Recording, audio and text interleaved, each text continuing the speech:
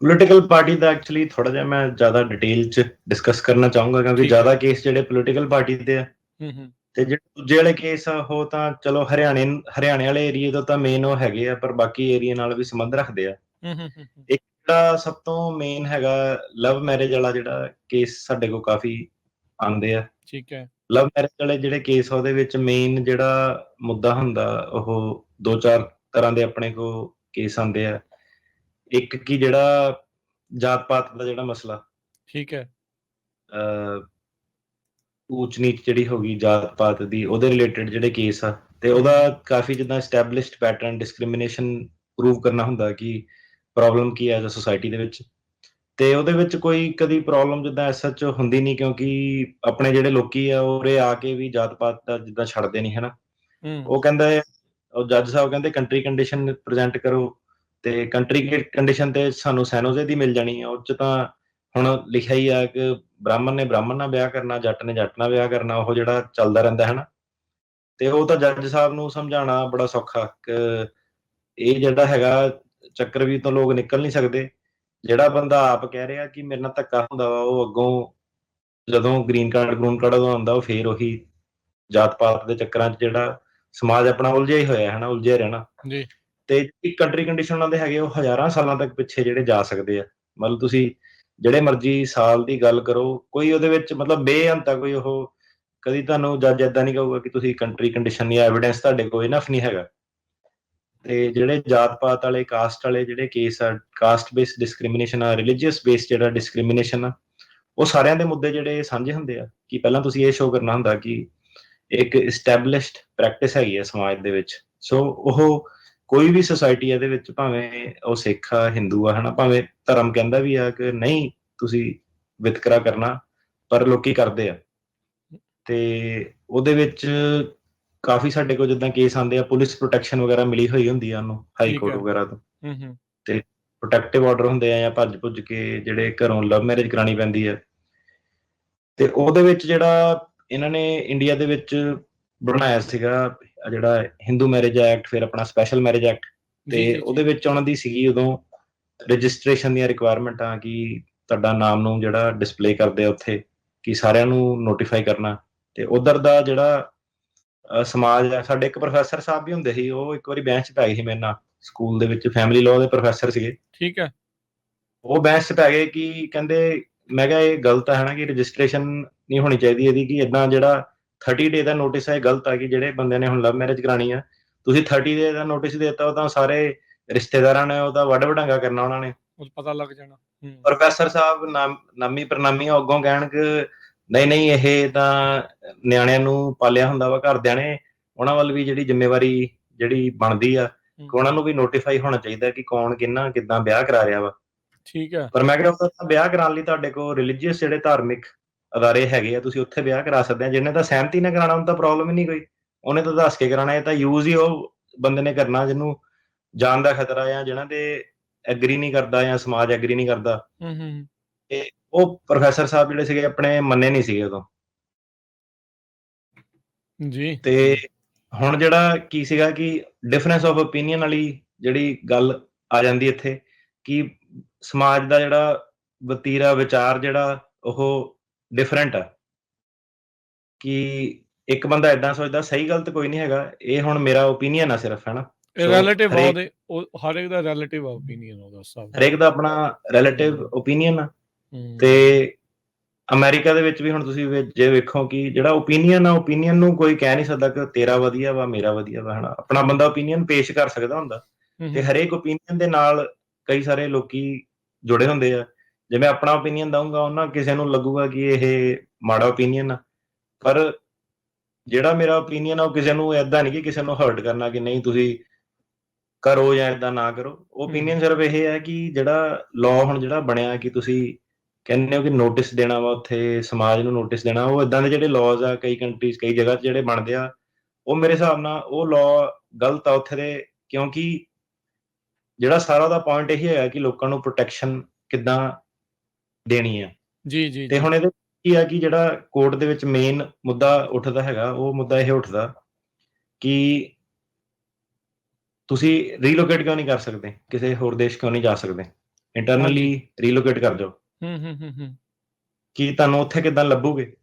ਸੋ ਇਹਦੇ ਵਿੱਚ ਕੀ ਸੀਗਾ ਕਿ ਕੰਟਰੀ ਕੰਡੀਸ਼ਨਸ ਦੇ ਰਾਹੀਂ ਆਪਣੇ ਜਿੱਦਾਂ ਹਰਿਆਣੇ ਸਟੇਟ ਦੀ ਜੇ ਗੱਲ ਲਈਏ, ਕਾਫੀ ਸਾਰੇ ਜਿੱਦਾਂ case over a period of 10 years 15 years ਸੀਗੇ ਕਿ ਖੱਪ ਪੰਚਾਇਤ ਵਾਲੇ, ਕਿ ਖੱਪ ਪੰਚਾਇਤ ਜਿਹੜੀ ਹੈਗੀ ਆ ਕਿੱਦਾਂ ਉਹ ਐਕਟ ਕਰਦੀ ਆ, ਉਹ ਉਹਨਾਂ ਨੂੰ ਸਮਝਾਉਣਾ ਪੈਂਦਾ।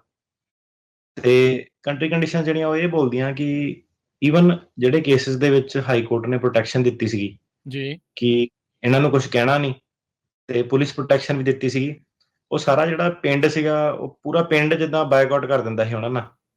ਠੀਕ ਹੈ। ਕਿਸੇ ਨੇ ਜਿੱਦਾਂ ਹੁਣ ਪਿੰਡ 'ਚ ਵਿਆਹ ਕਰਾ ਲਿਆ, ਪੂਰੇ ਪਿੰਡ ਨੇ ਜਿੱਦਾਂ ਬਾਈਕਾਟ ਕਰ ਦੇਣਾ, ਕਿਸੇ ਨੇ ਬੱਸ ਤੇ ਰਾਈਡ ਨਹੀਂ ਦੇਣੀ, ਕਿਸੇ ਨੇ ਰਾਸ਼ਨ ਪਾਣੀ ਨਹੀਂ ਦੇਣਾ। ਉਹਨੂੰ ਕਹਿੰਦੇ ਆ ਸੋਸ਼ਲ ਪਾਰਟੀਕਲ ਸੋਸ਼ਲ ਗਰੁੱਪ। ਜੇ ਤੁਸੀਂ ਐਕਸਪਲੇਨ ਕਰਨਾ ਹੁੰਦਾ ਕਿ ਤੁਸੀਂ ਫਿਰ ਪਛਾਣੇ ਕਿੱਦਾਂ ਜਾਓਗੇ, ਤੁਹਾਨੂੰ ਉਹਨਾਂ ਨੇ ਅਲੱਗ ਕੀਤਾ। ਸੋ ਇਹ ਕਾਫੀ ਜਿੱਦਾਂ ਟੈਕਨੀਕਲ ਇੱਕ ਆਰਗੂਮੈਂਟ ਹੁੰਦੀ ਹੈ ਕਿ PSG ਦੀ ਜਿਹੜੀ ਡੈਫੀਨੇਸ਼ਨ ਮੀਟ ਕਰਨਾ। ਸੋ ਕੰਟਰੀ ਕੰਡੀਸ਼ਨਸ ਰਾਹੀਂ ਜਿਹੜਾ ਹਰਿਆਣੇ ਦਾ ਸੀਗਾ ਸਪੈਸ਼ਲੀ ਕਿ ਖੱਪ ਸਿਸਟਮ ਕੀ ਹੈਗਾ, ਪੰਚਾਇਤ ਸਿਸਟਮ ਜਿਹੜਾ ਕੀ ਹੈਗਾ, ਉਹਦੇ ਰਾਹੀਂ ਤੁਸੀਂ ਫਿਰ ਜਿਹੜਾ ਜੱਜ ਨੂੰ ਐਕਸਪਲੇਨ ਕਰਦੇ ਹੋ ਕਿ ਜਿਹੜਾ ਸਰਕਾਰੀ ਵਕੀਲ ਉਹ ਆਰਗੂ ਕਰਦਾ ਕਿ ਤੁਹਾਡੇ ਕੋਲ ਪ੍ਰੋਟੈਕਸ਼ਨ ਦੀ ਆਪਸ਼ਨ ਅਵੇਲੇਬਲ ਹੈਗੀ ਹੈ, ਤੇ ਫਿਰ ਤੁਹਾਡੀ ਆਰਗੂਮੈਂਟ ਇਹ ਆ ਜਾਂਦੀ ਹੈ ਕਿ ਜਿਹੜੀ ਪੁਲਿਸ ਹੈਗੀ ਆ ਉਹ ਅਨਵਿਲਿੰਗ ਜਾਂ ਅਨਏਬਲ ਟੂ ਪ੍ਰੋਟੈਕਟ, ਕਿ ਉਹ ਤੁਹਾਨੂੰ ਪ੍ਰੋਟੈਕਟ ਨਹੀਂ ਕਰ ਸਕਦੇ ਉੱਥੇ ਲੌਂਗ ਰਨ ਦੇ ਵਿੱਚ। ਜੇ ਉਹ ਮੰਨ ਲਓ ਕਰ ਵੀ ਲਓਗੇ ਤਾਂ ਇੱਕ ਸੁਸਾਇਟੀ ਦੇ ਵਿੱਚ ਟੈਬੂ ਆ ਕਿ ਜਦੋਂ ਰਿਸ਼ਤੇਦਾਰੀ 'ਚ ਵੀ ਜਾਣਾ, ਉਹਨੇ ਕਹਿਣਾ ਇਹਨੇ ਤਾਂ ਆਲੀ ਜਾਤ ਦੇ ਬੰਦੇ ਨਾਲ ਵਿਆਹ ਕਰਾਇਆ, ਇਹਨੇ ਤਾਂ ਉਹਨੇ ਵਿਆਹ ਕਰਾਇਆ, ਇਹਦਾ ਤੁਹਾਡੀ ਕੁੜੀ ਭੱਜ ਗਈ ਸੀਗੀ, ਇਹਦਾ ਤੁਹਾਡਾ ਮੁੰਡਾ ਭਜਾ ਕੇ ਲੈ ਗਿਆ ਸੀਗਾ, ਹਨਾ। ਸੋ ਉਹ ਜਿਹੜੀਆਂ ਚੀਜ਼ਾਂ ਹੁੰਦੀਆਂ ਸਾਰੀਆਂ ਉਹ ਤੁਹਾਨੂੰ ਇਹਨਾਂ ਨੂੰ ਪਤਾ ਨਹੀਂ। ਜੱਜ ਹੈਰਾਨ ਵੀ ਕਾਫੀ ਹੁੰਦੇ ਆ ਕਿ ਅੱਛਾ ਇਦਾਂ ਵੀ ਹੋ ਜਾਂਦਾ ਕਿ ਦੋ ਜਣਿਆਂ ਨੇ ਜੇ ਵਿਆਹ ਕਰਨਾ ਆਪਣੀ ਮਰਜ਼ੀ ਨਾਲ, ਉਹਦੇ ਵਿੱਚ ਵੀ ਸਮਾਜਿਕ ਜਿਹੜੀਆਂ ਬੰਧਨਾਂ ਜਿਹੜੀਆਂ ਹੈਗੀਆਂ। ਸੋ ਉਹ ਚੀਜ਼ ਦਾ ਜਿਹੜਾ ਕੇਸ ਆ, ਲਵ ਮੈਰਿਜ ਦਾ ਕੇਸ ਆ। ਸੋ ਇੰਨਾ ਸੌਖਾ ਵੀ ਨਹੀਂ ਕੇਸ ਕਿ ਮੈਂ ਲਵ ਮੈਰਿਜ ਕਰਾਈ ਮੈਨੂੰ ਗ੍ਰੀਨ ਕਾਰਡ ਦਿਓ, ਏਦਾਂ ਨਹੀਂ ਹੈਗਾ। ਤੇ ਇਹਦੇ ਜਿਹੜਾ ਸਮਾਜਿਕ ਪਹਿਲੂ ਕਿੱਦਾਂ ਤੁਹਾਡੇ ਫੈਕਟਸ ਨੂੰ ਇਫੈਕਟ ਕਰਦਾ, ਪੋਲੀਟੀਕਲ ਪਹਿਲੂ ਜਿਹੜਾ ਤੁਹਾਡਾ ਕਿੱਦਾਂ ਇਫੈਕਟ ਕਰਦਾ, ਉਹ ਸਾਰੀਆਂ ਚੀਜ਼ਾਂ ਦਾ ਜਿਹੜਾ ਇਹ ਲਵ ਮੈਰਿਜ ਦਾ, ਕਾਸਟ ਮੈਰਿਜ ਦਾ, ਕਾਸਟ ਸਿਸਟਮ ਦਾ, ਇਹ ਸਾਰਾ ਜਿਹੜਾ ਕੇਸ ਹੈਗਾ ਪਾਰਟਿਕੂਲਰ ਸੋਸ਼ਲ ਗਰੁੱਪ ਨਾਲ ਸੰਬੰਧ ਰੱਖਦੇ ਆ। ਤਾਂ ਸੋ ਸੇਮ ਚੀਜ਼ ਜਿਹੜੀ ਹੈਗੀ ਆ ਡੋਮੈਸਟਿਕ ਵਾਇਲੈਂਸ ਵਾਲੇ ਜਿਹੜੇ ਕੇਸ ਹੁੰਦੇ ਆ, ਜਾਂ ਜਿਹੜੇ ਕਹਿ ਲਓ ਤੁਸੀਂ ਫੀਮੇਲ ਜੈਂਡਰ ਬੇਸਡ ਜਿਹੜੀ ਡਿਸਕ੍ਰਿਮੀਨੇਸ਼ਨ ਹੈਗੀ ਹੈ ਨਾ। ਹੁਣ ਜੈਂਡਰ ਬੇਸਡ ਡਿਸਕ੍ਰਿਮੀਨੇਸ਼ਨ ਉਹ ਫੀਮੇਲ ਇੱਕ ਬਹੁਤ ਵੱਡੀ ਕਲਾਸ ਆ, 30-40% ਜੋ ਵੀ ਆંકੜਾ ਇੰਡੀਆ ਦਾ ਪੋਪੂਲੇਸ਼ਨ ਉਹਨਾਂ ਦੀ ਹੋਊਗੀ। ਸੋ ਜੈਂਡਰ ਬੇਸਡ ਜਿਹੜਾ ਡਿਸਕ੍ਰਿਮੀਨੇਸ਼ਨ ਆ ਉਹਦੇ ਜਿਹੜੇ ਕੇਸਿਸ ਕਾਫੀ ਹੈਗੇ ਆ, ਤੇ ਉਹਦੇ ਵਿੱਚ ਵੀ ਤੁਹਾਨੂੰ ਇਹੀ ਐਜ਼ ਅ ਸਮਾਜ, ਹੁਣ ਜੱਜਾਂ ਨੂੰ ਨਹੀਂ ਪਤਾ ਕਿ ਕਿਹੜੀ ਸੁਸਾਇਟੀ ਦੇ ਵਿੱਚ, ਕਿ ਹੁਣ ਦੇਖੋ ਕਿੰਨੇ ਸਾਰੇ ਕੰਟਰੀ, ਅਫਰੀਕਾ ਦੇ ਵਿੱਚ ਕਿੰਨੇ ਸਾਰੇ ਕੰਟਰੀ ਆ ਗਏ, ਆਪਣੇ ਏਸ਼ੀਆ ਦੇ ਵਿੱਚ ਕਿੰਨੇ ਸਾਰੇ ਕੰਟਰੀ ਆ ਗਏ, ਪੰਜਾਬ 'ਚ ਹੀ ਲਾ ਲਓ ਤੁਸੀਂ ਕਿੰਨੀਆਂ ਸਟੇਟਸ ਆ ਗਈਆਂ, ਹਰੇਕ ਸਟੇਟ ਦਾ ਆਪਣਾ ਅਲੱਗ-ਅਲੱਗ ਜਿਹੜਾ ਕਲਚਰ ਹੈਗਾ। ਤੇ ਉਹਨਾਂ ਨੂੰ ਇਹ ਸਾਰੇ ਪਹਿਲੂ ਐਕਸਪਲੇਨ ਕਰਨੇ ਪੈਂਦੇ ਆ ਕਿ ਜਿਹੜੀ ਵੂਮਨ ਹੈਗੀ ਉਹਦੀ ਡਿਸਪੋਜੀਸ਼ਨ ਕੀ ਹੈਗੀ ਆ ਉਸ ਸੁਸਾਇਟੀ ਦੇ ਵਿੱਚ, ਕਿ ਮਤਲਬ ਉਹ ਜਿਹੜਾ ਸਮਾਜ ਆ ਉਹ ਕਿੱਦਾਂ ਟਰੀਟ ਕਰਦਾ। ਤੇ ਉਹਦੀਆਂ ਜਿਹੜੀਆਂ ਡੇਟਾ, ਹਿਊਮਨ ਰਾਈਟਸ ਰਿਪੋਰਟ, ਉਹ ਸਾਰੀਆਂ ਆਲਰੇਡੀ ਜਿਹੜੀ ਸੰਸਥਾਵਾਂ ਹੁੰਦੀਆਂ, ਹਿਊਮਨ ਰਾਈਟਸ ਕਮਿਸ਼ਨ ਹੁੰਦੇ, ਛੋਟੇ-ਛੋਟੇ ਜਿਹੜੀਆਂ ਨਾਨ ਪ੍ਰੋਫਿਟਸ ਜਿਹੜੀਆਂ ਹੁੰਦੀਆਂ, ਉਹ ਸਾਰਾ ਇਦਾਂ ਦੇ ਆંકੜੇ ਜਿਹੜੇ ਇਕੱਠੇ ਕਰਦੀਆਂ। ਤੇ ਉਹ ਜਿਹੜੇ ਸਾਰੇ ਆંકੜਿਆਂ ਨੂੰ ਇਕੱਠੇ ਕਰਕੇ ਜਿਹੜੀ ਅਮਰੀਕਨ ਗਵਰਨਮੈਂਟ ਆ ਉਹ ਇੱਕ ਕੰਟਰੀ ਕੰਡੀਸ਼ਨਸ ਰਿਪੋਰਟ ਆਪਣੀ ਜਿਹੜੀ ਤਿਆਰ ਕਰਦੀ ਆ, human rights report, religious freedoms report. ਤੇ ਕਈ ਵਾਰੀ ਜਿਹੜੀ ਕਾਸਟ ਵਾਲੀ ਤੇ ਰਿਲੀਜੀਅਸ ਡਿਸਕ੍ਰਿਮੀਨੇਸ਼ਨ ਆ, ਇਹਦੀ ਹਰ ਸਾਲ ਜਿਹੜੀ ਰਿਪੋਰਟ ਜਿਹੜੀ ਛਪਦੀ ਆ ਇੰਡੀਆ ਦੇ ਰਿਲੇਟਡ, ਤੇ ਉਹਦੇ ਵਿੱਚ ਮੋਰ ਦੈਨ ਇਨਫ ਜਿਹੜੀ ਇਨਫੋਰਮੇਸ਼ਨ ਹੁੰਦੀ ਆ ਕਿ ਇਹ ਜਿਹੜਾ ਸਿਸਟਮ ਹੈਗਾ ਇਹ ਚੱਲਦਾ ਹੀ ਰਹਿਣਾ। ਤੇ ਪੜ੍ਹ ਲਿਖ ਕੇ ਵੀ ਲੋਕ ਜਿਹੜੇ ਹੈਗੇ ਆ ਉਹ ਇਹ ਸਿਸਟਮ ਨੂੰ ਚਲਾਉਗੇ ਅੱਗੇ, ਭਾਵੇਂ ਅਮਰੀਕਾ ਵੀ ਗਏ, ਇੱਥੇ ਆਪ ਉਹਨਾਂ ਨਾਲ ਧੱਕਾ ਹੁੰਦਾ, ਇੱਥੇ ਆਪ ਭਾਵੇਂ ਡਿਸਕ੍ਰਿਮੀਨੇਸ਼ਨ ਲੈਜ ਕਰਨ, ਉਹਨਾਂ ਨੇ ਆਪ ਜਿਹੜਾ ਹੈਗਾ ਉਹ ਜਾਤ ਪਾਤ ਵਿਤਕਰਾ ਸਿਸਟਮ ਜਿਹੜਾ ਚੱਲਦਾ ਰਹਿਣਾ। ਜੀ। ਸੋ ਦੇਖੋ ਕਈ ਤਰੀਕੇ ਦੀਆਂ ਜਿਹੜੀਆਂ ਚੀਜ਼ਾਂ ਆ ਉਹ ਜਿਹੜੀਆਂ ਚੱਲ ਰਹੀਆਂ, ਜੋ ਜਾਤ ਪਾਤ, ਐਲੀਟਿਜ਼ਮ, ਕਾਸਟਿਜ਼ਮ ਤੇ ਹੋਰ ਜਿਹੜੀਆਂ ਚੀਜ਼ਾਂ, ਖੱਪ ਪੰਚਾਇਤ, ਇਹ ਬਹੁਤ ਸਾਰਾ ਕੁਛ ਆ ਚੱਲ ਰਿਹਾ। ਜਿੱਦਾਂ ਆਪਾਂ ਸਿੱਖਾਂ ਦੇ ਕੇਸਾਂ ਦੇ ਵਿੱਚ ਇੱਕ ਵੱਖਰੇ ਦੇਸ਼ ਦੀ ਮੰਗ, ਖਾਲਿਸਤਾਨ ਦੀ ਮੰਗ, ਤਾਂ ਹੋਰ ਜਿਹੜੇ ਅਧਿਕਾਰਾਂ ਦੀ ਮੰਗ ਨੂੰ ਲੈ ਕੇ ਜਿਹੜਾ ਉਹ ਚੱਲ ਰਿਹਾ ਆ। ਇੱਥੇ ਤੁਸੀਂ ਪੋਲੀਟੀਕਲ ਪਾਰਟੀ ਵਾਲੀ ਜਿਹੜੀ ਗੱਲ ਕਰ ਰਹੇ ਆ, ਹਰਿਆਣੇ ਦੇ ਵਿੱਚ ਵੀ ਸੇਮ ਉਹੀ ਸਿੱਖ ਕੇਸ ਉਸੇ ਪੈਟਰਨ ਦੇ ਉੱਤੇ ਹੀ ਤੁਸੀਂ ਦੇਖ ਰਹੇ ਆ? ਜਿਹੜੇ ਸਿੱਖਾਂ ਦੇ ਕੇਸ, ਹਾਂਜੀ, ਉਹ ਤਾਂ ਸੇਮ ਪੈਟਰਨ ਤੇ ਹੀ ਆ, ਕਿਉਂਕਿ ਕਾਫੀ ਸਾਰੇ ਹੁਣ ਜਿਹੜੀ ਮੇਨ ਚੀਜ਼ ਸੀਗੀ ਕਿ ਕੇਸ ਨੂੰ ਹੁਣ ਪੇਸ਼ ਕਰਨ ਦਾ ਜਿਹੜਾ ਸਿਸਟਮ ਆ, ਤਰੀਕਾ ਹੈ ਨਾ, ਤੇ ਜਿਹੜਾ ਮੇਨ ਜੱਜ ਇਹ ਦੇਖ ਰਿਹਾ ਕਿ ਬੰਦਾ ਸਿੰਸੀਅਰ ਕਿੰਨਾ ਹੈਗਾ ਆਪਣੇ ਐਫਰਟ ਦੇ ਵਿੱਚ। ਕਿ ਇਹ ਆ ਕੇ ਰੱਟਾ ਜਿਹਾ ਲਾ ਕੇ ਬੋਲਦਾ ਪਿਆ ਕਿ ਐਕਚੁਅਲ ਚ ਸਿੰਸੀਅਰ ਹੈਗਾ, ਕਿ ਇਹਨੂੰ ਕਿੰਨਾ ਕੁ ਪੋਲਿਟਿਕਸ ਦਾ ਪਤਾ ਹੈਗਾ। ਠੀਕ ਹੈ। ਹੁਣ ਬੰਦਾ ਜਦੋਂ ਆ ਕੇ ਬਹਿੰਦਾ, ਉਹਨੂੰ ਕੋਈ ਵਾਰੀ ਐਜ਼ ਅ ਲਾਇਰ ਇਹਨੂੰ ਸਵਾਲ ਪੁੱਛੋ ਕਿ ਤੇਰੀ ਪਾਰਟੀ ਕਦੋਂ ਬਣੀ ਸੀ, ਕੀ ਐਮਐਲਏ ਦੀਆਂ ਕਿੰਨੀਆਂ ਸੀਟਾਂ ਹੈਗੀਆਂ ਸਟੇਟ ਦੇ ਵਿੱਚ, ਕਿਹੜੀ ਪੋਜੀਸ਼ਨ ਤੋਂ ਤੁਹਾਡਾ ਬੰਦਾ ਜਿੱਤਿਆ, ਕਿਹੜੇ ਮਹੀਨੇ ਕਿਹੜੇ ਸਾਲ ਜਿੱਤਿਆ। ਸੋ ਸਾਲ ਕਿ ਜਿਹਾ ਪਤਾ ਹੁੰਦਾ, ਮਹੀਨਾ ਨਹੀਂ ਪਤਾ। ਫਿਰ ਉਹਨੂੰ ਅਗਲਾ ਸਵਾਲ ਇਹ ਕਿ ਯਾਰ ਤੇਰਾ ਇੰਨੇ ਸਾਲ ਤੇਰੀ ਪਾਰਟੀ ਨਹੀਂ ਜਿੱਤੀ, 2022 ਚ ਤੇਰਾ ਬੰਦਾ ਜਿੱਤਿਆ, ਤੈਨੂੰ ਮਹੀਨਾ ਕਿੱਦਾਂ ਨਹੀਂ ਪਤਾ, ਤੈਨੂੰ ਮਤਲਬ ਕਿਹੜੇ ਹਿਸਾਬ ਨਾਲ ਤੂੰ ਵਰਕਰ ਵੀ ਕਿਹੜੇ ਹਿਸਾਬ ਨਾਲ ਹੋ ਸਕਦਾ। ਮਤਲਬ ਕੋਰਟ ਫਿਰ ਆਬਵੀਅਸਲੀ ਸ਼ੱਕ ਕਰੂਗਾ ਕਿ ਇਹ ਤਾਂ ਬੰਦਾ ਕੁਛ ਕਹਿ ਰਿਹਾ ਕਿ ਮੈਂ ਪ੍ਰਚਾਰ ਕਰਦਾ ਸੀ, ਮੈਂ ਏਦਾਂ ਕਰਦਾ ਸੀ, ਤੇ ਜਦੋਂ ਇਹ ਤੋਂ ਪੁੱਛਿਆ ਕਿ ਤੇਰਾ ਲੀਡਰ ਜਿੱਤਿਆ ਕਿਹੜੇ ਮਹੀਨੇ ਕਿਹੜੀ ਤਰੀਕ ਨੂੰ, ਤੈਨੂੰ ਐਡਾ ਵੱਡਾ ਦਿਨ ਕਿੱਦਾਂ ਨਹੀਂ ਪਤਾ, ਕਿੰਨੀਆਂ ਵੋਟਾਂ ਤੇ ਆંકੜੇ ਨਾਲ ਜਿੱਤਿਆ, ਤੈਨੂੰ ਉਹ ਨਹੀਂ ਪਤਾ, ਉਹਦੇ ਖਿਲਾਫ ਕੌਣ ਖੜਾ ਸੀਗਾ, ਉਹਦੇ ਖਿਲਾਫ ਕਿਹੜੇ ਕਿਹੜੇ ਕੈਂਡੀਡੇਟ ਖੜੇ ਸੀ ਉਹ ਹਲਕੇ 'ਚ, ਤੈਨੂੰ ਉਹ ਨਹੀਂ ਪਤਾ, ਉਹ ਜਿਹੜੀ ਸੀਟ ਸੀਗੀ ਖਾਲੀ ਕਿੱਦਾਂ ਹੋਈ ਸੀ, ਤੈਨੂੰ ਉਹ ਨਹੀਂ ਪਤਾ। ਹਨਾ, ਏਦਾਂ ਦੀਆਂ ਜਿਹੜੀਆਂ ਚੀਜ਼ਾਂ ਕਿ ਸਿਆਸੀ ਕੇਸ ਆ, ਪੋਲੀਟੀਕਲ ਕੇਸ ਆ, ਤੇ ਲੋਕੀ ਪੋਲਿਟਿਕਸ 'ਚ ਵੀ ਮਤਲਬ ਜਿਹੜਾ ਇੰਟਰਸਟ ਨਹੀਂ ਕਈ ਵਾਰੀ ਲੈਂਦਾ, ਉਹ ਵੀ ਪੋਲੀਟੀਕਲ ਦਾ ਕੇਸ ਜਿਹੜਾ ਫਾਈਲ ਕਰ ਰਿਹਾ। ਹਨਾ, ਤਾਂ ਸੋ ਕੋਰਟ ਆ ਨੂੰ ਤੁਸੀਂ ਦੇਖੋ ਕਿ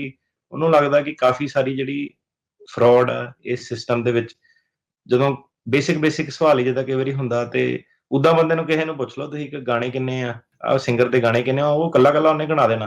ਪਰ ਜਿਹੜਾ ਆਪਣਾ ਕੇਸ ਆ, ਮੁੱਦੇ ਕੀ ਆ, ਉਹ ਨਹੀਂ, ਬਸ ਆਪਣਾ ਜਿੱਦਾਂ ਕਹਿ ਲਓ ਉਦਾਂ ਹੀ ਕਿ ਵਕੀਲ ਸਾਂਭ ਲਊਗਾ, ਹੋ ਜਾਊਗਾ। ਮੇਰੇ ਸੱਜਣ ਮਿੱਤਰ ਦਾ ਵੀ ਹੋਇਆ, ਮੇਰਾ ਵੀ ਹੋ ਜਾਣਾ। ਸੋ ਸਟ੍ਰਿਕਟ ਕਾਫੀ ਜਿਹੜੇ ਹੋ ਗਏ ਆ, ਸਿੰਸੈਰਿਟੀ ਆਫ ਐਫਰਟ ਜਿਹੜੇ ਦੇਖਦੇ ਆ। ਸੈਕਰਾਮੈਂਟੋ ਦੇ ਕਈ ਵਾਰੀ ਜੱਜ ਸਾਹਿਬ ਦੀ ਆਪਾਂ ਗੱਲ ਕੀਤੀ ਸੀਗੀ, ਹਾਂਜੀ, ਤੇ ਦੱਸਿਆ ਵੀ ਸੀਗਾ ਕਿ ਸਪੈਸ਼ਲੀ ਉਹਨੇ ਕਿਹਾ ਕਿ ਬੇਸਿਸ ਮੇਰੇ ਕੋਲ ਕੋਈ ਨਹੀਂ ਹੈਗਾ ਕਿ ਇਹਦਾ ਮੈਂ ਬੰਦੇ ਦਾ ਕੇਸ ਅਪਰੂਵ ਕਰਾਂ ਜਾਂ ਡਿਨਾਈ ਕਰਾਂ, ਕਾਨੂੰਨ ਨੇ ਮੇਰੇ ਹੱਥ ਬੰਨੇ ਆ, ਮੈਨੂੰ ਗੱਲ ਸੁਣਨੀ ਪੈ ਰਹੀ ਆ, ਤੇ ਯਕੀਨ ਮੈਨੂੰ ਅਜੇ ਵੀ ਕੋਈ ਨਹੀਂ ਹੈਗਾ। ਪਰ ਕਹਿੰਦਾ ਮੈਂ ਸਵਾਲ ਪੁੱਛੇ ਤੇ 5 ਸਾਲ ਬੰਦਾ ਬਹੁਤ ਸਰਗਰਮ ਰਿਹਾ, ਤੇ ਸਵਾਲਾਂ ਦੇ ਸਾਰੇ ਜਿਹੜੇ ਜਵਾਬ ਦਿੱਤੇ ਆ, ਤੇ ਆਪਣੇ ਜਿਹੜਾ ਪੋਲੀਟੀਕਲ ਓਪੀਨੀਅਨ ਦੇ ਵਿੱਚ ਇਹ ਸਿੰਸੀਅਰ ਸੀਗਾ। ਕਹਿੰਦਾ ਮੈਨੂੰ ਇਹ ਨਹੀਂ ਪਤਾ ਕਿ ਇਹਨੇ ਇੰਡੀਆ ਆਹ ਕੰਮ ਕੀਤਾ ਕਿ ਨਹੀਂ ਕੀਤਾ, ਕਿਉਂਕਿ ਜਦੋਂ ਮੈਂ ਉਹਨੂੰ ਪੁੱਛਿਆ ਕਿ ਤੂੰ ਮੈਨੂੰ ਫੋਟੋ ਦਿਖਾ, ਇਹ ਕਹਿੰਦਾ ਮੇਰੇ ਕੋਲ ਫੋਟੋ ਨਹੀਂ ਹੈਗੀ। ਜਦੋਂ ਮੈਂ ਉਹਨੂੰ ਕਿਹਾ ਤੂੰ ਸਪੀਚਾਂ ਬੋਲਦੇ ਦੀ ਫੋਟੋ ਦਿਖਾ, ਇਹਨੇ ਕਹਿਣਾ ਮੇਰੀ ਫੋਟੋ ਨਹੀਂ ਹੈਗੀ, ਮੇਰਾ ਫੋਨ ਗਵਾਚ ਗਿਆ, ਉਦੋਂ ਸੀਗਾ ਨਹੀਂ, ਮੈਂ ਸੋਸ਼ਲ ਮੀਡੀਆ ਤੇ ਐਕਟਿਵ ਨਹੀਂ ਹੈ। ਈਵਨ ਕਈ ਵਾਰੀ ਸਾਡੇ ਕੋਲ ਉਹਦੇ ਕੇਸ ਆਉਂਦੇ ਆ, ਉਹਨੂੰ ਇਹ ਮਤਲਬ ਸੱਚਾਈ ਆ, ਮਤਲਬ ਕਿ ਹੁਣ ਇਹਨੂੰ ਰੇਡੀਓ ਦੇ ਮਾਧਿਅਮ ਤੋਂ ਮੈਂ ਕਿਉਂ ਦੱਸਦਾ, ਹਨਾ, ਇਹਨੂੰ ਮੈਂ ਦੱਸਦਾ ਕਈ ਵਾਰੀ ਫੇਸ ਟੂ ਫੇਸ ਜਦੋਂ ਬੰਦਾ ਦੱਸਦਾ ਨਾ, ਕਈ ਵਾਰੀ ਬੰਦਾ ਨਹੀਂ ਸੁਣਦਾ ਗੱਲ, ਉਹ ਕਹਿੰਦਾ ਛੱਡ ਵਕੀਲ ਐਵੇਂ ਮਾਰੀ ਜਾਂਦਾ। ਤੇ ਬੰਦਾ ਕਹਿੰਦਾ ਸੋਸ਼ਲ ਮੀਡੀਆ ਦੀ ਜਿਹੜੀ ਪੋਸਟ ਆ, ਹਨਾ, ਕਿ ਤੇਰੇ ਆਪਣੇ ਵਿਚਾਰ ਕਿੱਥੇ ਆ ਇਹਦੇ ਵਿੱਚ, ਕਿ ਆਪਣੇ ਵਿਚਾਰ ਕਿੱਥੇ ਆ, ਜੀ, ਕਿ ਤੇਰੇ ਕੋਲ ਹੁਣ 5 ਸਾਲ ਦਾ ਟਾਈਮ ਸੀਗਾ ਜਾਂ ਅੱਗੇ ਵੀ 5 ਸਾਲ ਦਾ ਟਾਈਮ ਆ, ਕਿ ਤੇਰੇ ਜਿਹੜੇ ਆਪਣੇ ਤੇਰੇ ਸੋਸ਼ਲ ਮੀਡੀਆ ਤੋਂ ਡਾਇਲੋਗ ਆ, ਤੇਰੇ ਆਪਣਾ ਜਿਹੜਾ ਓਪੀਨੀਅਨ ਆ, ਜਿਹੜੀ ਤੇਰੀ ਮੰਗ ਆ, ਉਹ ਤੂੰ ਟਾਈਪ ਕਿਉਂ ਨਹੀਂ ਕੀਤੀ ਹੈਗੀ। ਇੱਕ ਬੰਦਾ ਸਾਨੂੰ ਕਹਿੰਦਾ ਕਿ ਉਹ ਮੇਰੇ ਕਹਿੰਦਾ ਨਹੀਂ, ਕਹਿੰਦਾ ਮੇਰੇ ਕਹਿੰਦਾ ਪਿੰਡ ਦੇ ਲੋਕਾਂ ਨੇ ਦੇਖ ਲੈਣਾ, ਉਹ ਕਹਿੰਦਾ ਮੇਰੇ ਰਿਸ਼ਤੇਦਾਰਾਂ ਨੇ ਦੇਖ ਲੈਣਾ, ਮੇਰੇ ਪਿੰਡ ਦੇ ਲੋਕਾਂ ਨੇ ਦੇਖ ਲੈਣਾ, ਸੋਸ਼ਲ ਮੀਡੀਆ ਨਹੀਂ ਮੈਂ ਕਰਦਾ। ਮੈਂ ਕਿਹਾ ਤੂੰ ਕੇਸ ਤਾਂ ਉਹ ਲਾ ਰਿਹਾ ਕਿ ਮੈਂ ਪ੍ਰਚਾਰ ਬਹੁਤ ਕਰਦਾ ਵਾਂ, ਉਹ ਕਰਦਾ ਵਾਂ, ਕਿ ਮੈਂ ਨਿਡਰ ਬੰਦਾ ਵਾਂ। ਹੁਣ ਤੂੰ, ਮੈਂ ਕਿਹਾ ਜਦੋਂ ਤੇਰੀ ਸੋਸ਼ਲ ਮੀਡੀਆ ਦੀ ਪੋਸਟ ਆ, ਪੋਸਟ ਤਾਂ ਤੇਰੀ ਹੈ ਨਹੀਂ, ਉਹ 'ਚ ਤੈਨੂੰ ਮੈਂ ਜਦੋਂ ਐਜ਼ ਅ ਲਾਇਰ ਸਵਾਲ ਪੁੱਛਿਆ ਕਿ ਤੈਨੂੰ ਜੱਜ ਨੇ ਆਹੀ ਸਵਾਲ ਪੁੱਛਣਾ, ਉਹੀ ਮੈਂ ਰੈਪਲੀਕੇਟ ਕਰ ਰਿਹਾ ਕਿ ਤੇਰੀ ਸੋਸ਼ਲ ਮੀਡੀਆ ਦੀ ਪੋਸਟ ਕਿੱਥੇ ਆ। ਤੂੰ ਕਹਿ ਰਿਹਾ ਕਿ ਮੇਰੇ ਪਿੰਡ ਦੇ ਬੰਦਿਆਂ ਨੇ ਦੇਖ ਲੈਣਾ, ਮੇਰੇ ਰਿਸ਼ਤੇਦਾਰਾਂ ਨੇ ਦੇਖ ਲੈਣਾ, ਉਹ ਮੈਂ ਸੋਸ਼ਲ ਮੀਡੀਆ ਦੀ ਪੋਸਟ ਕਰ ਨਹੀਂ ਸਕਦਾ। ਸੋ ਜੀ, ਇਹ ਜਿਹੜੀ ਚੀਜ਼ ਹੈ ਨਾ, ਇਹਨੂੰ ਸੋਚੋ ਜਰਾ ਇੱਕ ਵਾਰੀ ਕਿ ਕੀ ਆ। ਪੋਲੀਟੀਕਲ ਅਸਾਈਲਮ ਦਾ ਕੇਸ ਆ, ਪੋਲੀਟੀਕਲ ਅਸਾਈਲਮ ਮੰਗ ਰਹੇ ਆ।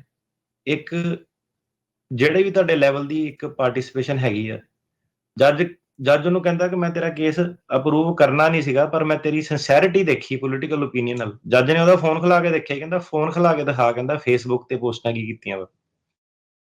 ਬੰਦੇ ਨੇ ਕੀਤੀਆਂ ਸੀਗੀਆਂ, ਕਹਿੰਦਾ ਮੈਂ ਰਾਈਟ ਵੇ ਜਿੱਦਾਂ ਪੈ ਗਿਆ ਸੀਗਾ।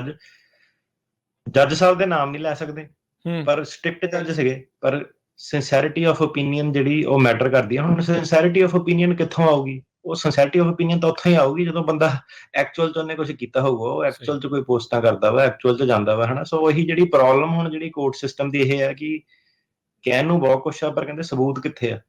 ਜੀ, ਜੀ, ਜੀ, ਸੋ ਸਬੂਤ ਜਿਹੜੇ ਸੀਗੇ, ਉਹ ਸਬੂਤ ਨਹੀਂ ਲੋਕਾਂ ਕੋਲ ਜ਼ਿਆਦਾ ਜਿਹੜੇ ਹੁੰਦੇ ਕਈਆਂ ਦੇ। ਸੋ ਉਹ ਤਾਂ ਕਰਕੇ ਜਿਹੜੇ ਪੋਲੀਟੀਕਲ ਓਪੀਨੀਅਨ ਵਾਲੇ ਕੇਸ ਆ, ਉਹ ਪ੍ਰੋਬਲਮੈਟਿਕ ਹੋ ਜਾਂਦੇ ਆ। ਸੋ ਜੇ ਸਿੱਖ ਕੇਸਾਂ ਦੀ ਗੱਲ ਕਰੀਏ ਹਰਿਆਣੇ ਦੇ ਵਿੱਚ, ਸੋ ਐਕਟੀਵਿਟੀ ਕਿੱਥੇ ਆ, ਉਹਦਾ ਐਕਟੀਵਿਟੀ ਦਾ ਪ੍ਰੂਫ ਕਿੱਥੇ ਆ। ਸੋ ਉਹ ਜਿਹੜਾ ਤਾਂ ਕਰਕੇ ਜਿਹੜੇ ਕੇਸ ਆ ਉਹ ਵੀਕ ਹੋ ਜਾਂਦੇ ਆ। ਠੀਕ ਹੈ ਜੀ।